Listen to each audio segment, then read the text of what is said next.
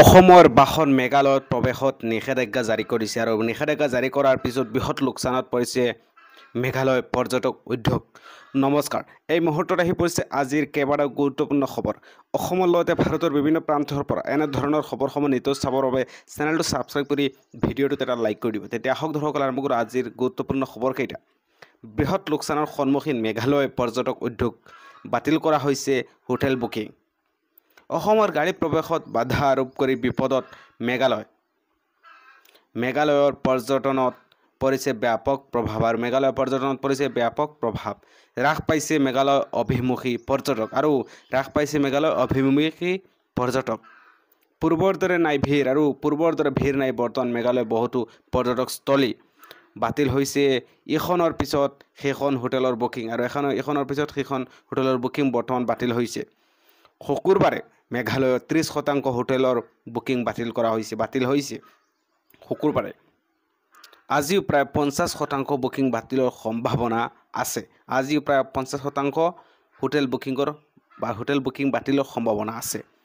অসমৰ গাড়ী প্ৰৱেশত বাধা আৰোপ কৰি বিপদত মেঘালয় চৰকাৰ। আৰু আজিৰ দ্বিতীয়টো গুৰুত্বপূৰ্ণ খবৰ হৈছে দেশত বন্ধ হ'ব টোল গেট, নাথাকিব ফাষ্টেগৰ জৰিয়তে কৰা কৰ সংগ্ৰহৰ পদ্ধতি, কিয়নো ছেটেলাইটৰ জৰিয়তে সংগ্ৰহ কৰা হ'ব টোল কৰ।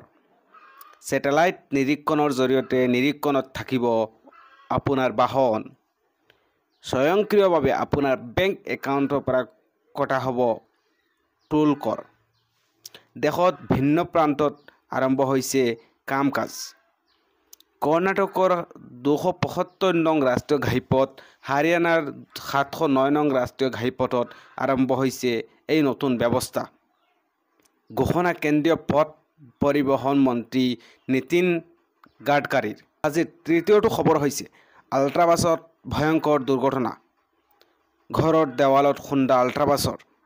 গুৰুতৰভাৱে আঘাতপ্ৰাপ্ত 2 বাছ যাত্ৰী। কোনোমতে ৰক্ষা পৰিল আন বাছ যাত্ৰীসকল। একে দিশতে গৈ থকা এখন পিকআপ বাহনৰ খুন্দাত মাৰে বাছখনে। নিয়ন্ত্ৰণ হেৰুৱাই দ পুখুৰীত পৰেগৈ পিকআপ বাহনখন। হাটশিঙিমাৰী অসম মেঘালয়ৰ সীমান্ত অঞ্চল কেনাচৰৰ জেলদুপাৰত এই ঘটনা। দুৰ্ঘটনাত পতিত বাছখনৰ নং হৈছে AS 17B7612। ঘটনাস্থলীত উপস্থিত আৰক্ষী দল।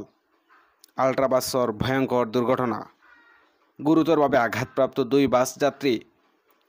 এই আজিৰ হৈছে এই গুৰুত্বপূৰ্ণ খবৰকেইটা। যদি খবৰকেইটা চাই ভাল লাগিছে ভিডিঅ'টো লাইক কৰক আৰু চেনেলটো ছাবস্ক্ৰাইব কৰক এনেধৰণৰ আপডেটবিলাক নিতৌ চাবৰ বাবে। ধন্যবাদ।